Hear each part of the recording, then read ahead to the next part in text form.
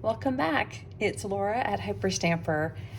I have finished today's journal. This one is, it's actually a rare book, and I paid way too much money for this one, which I don't normally do, but I really thought it was just perfect for a journal. And it's titled Good Luck by Mrs. L.T. Mead, who is a very well-known author. And this is from 1909.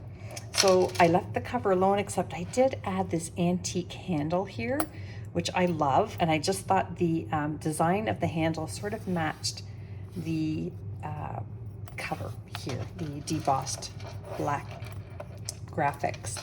And then I just did a nice little bangle here of some vintage chain, and that's actually a vintage earring. So I thought that was kind of fun. So let's take a little look through here. This is just covering up the screw, the antique screw on the hinge. And this is the original inscription. And at some point, somebody was selling this for 59 cents. I paid a lot more than that. And this is somebody from New Brunswick, it looks like. And here is the original first page. Everything in here is, of course, authentic antique ephemera, except for a few tea-dyed pages that I hand stamped as well. Nice little booklet here. These are in my series of the next 10 books with a little bit of vintage wallpaper there and antique paper. This is a detachable clasp here that has a little tiny journaling card here and a 1940s souvenir card here from the Catskills Mountains in New York. And that folds right over the top there. There we go. And just some wonderful antique accounting ledger pages. And I've got a nice little vintage page here from Flint and Feather. And an antique page here. This is from a vintage how to watercolor book. And I just think that's a beautiful graphic. A vintage song sheet here. And this is a really fun little page from a book on homekeeping. And this one says, does your own room look like you? God, if you saw my studio where I put my journals together, if that looks like me, we're in big trouble because it looks like a library threw up in my room. Okay, so here is a lovely old photograph of this. Look at this flapper dress. It's just fantastic. So that would be from the 20s. You can tell by the dress. And this is a American Highway Road map. The beautiful vintage book. This page is owls, which I love. I don't get a lot of owl pictures, so I did age it a bit more because it was very white, but it is old. A little children's book page here and some pressed flowers here tucked in a pocket. You can open that and take them out if you like. And there's one of these antique guard dials for the watch guards. And that's pretty cool in there. And then back here is just a little journaling card as well.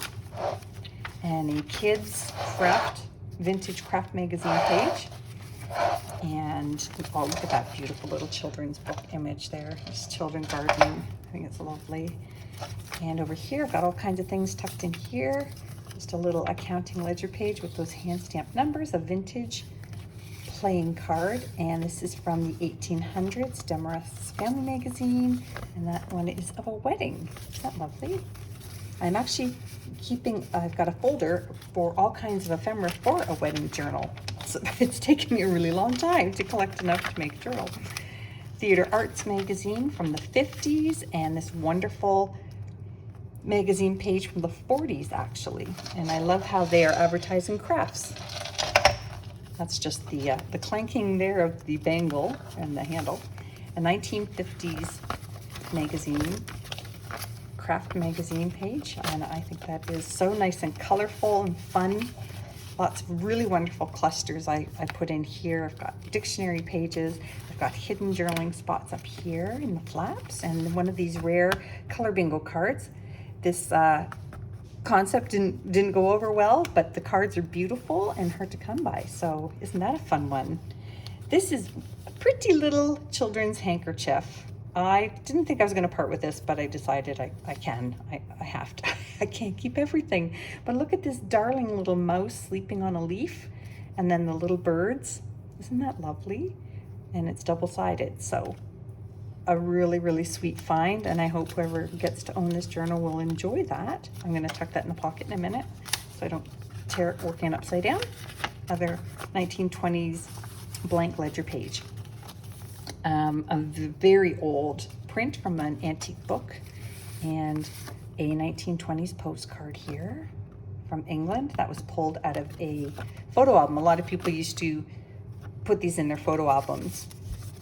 And this is from a Lincoln souvenir book. This is his first home in Illinois and New Salem grist mill that he worked at. So that's from 1955 as well. And this is the spine from the book. I wanted it to live with the book forever. And this is the inside of a book jacket. And I love that it has the instructions on how to attach it to the book. So that's fun for journaling on as well. Oops, wrong way. There we go. You can tuck more things in there too. A lovely little children's book page image. Isn't that pretty?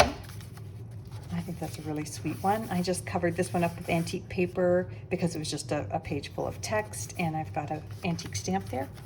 And another wonderful craft magazine page, and another theater arts page. And this is a lovely embroidered vintage blanket or tablecloth. I couldn't decide which it was, but it's got this pretty flower here, so I made it into a pocket. But if you want, you can remove that. It is not glued in here. It is just on tape, like a special tape that will not harm it if you remove it. And I tucked in the corner, and then I have this French, Paris, France almanac page from 1938 tucked in there. Lots of fun to read that as well.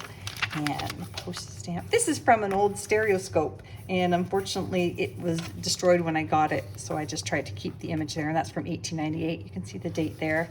And look at this pretty little image here. So that's winter time.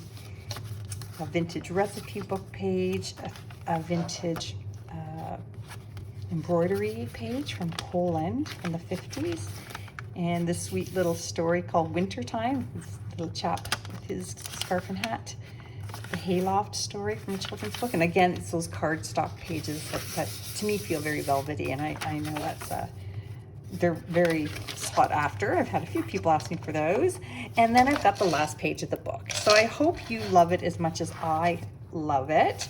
It is going on Etsy momentarily, and you can visit hyperstamper.etsy.com, and don't forget to subscribe. Thanks.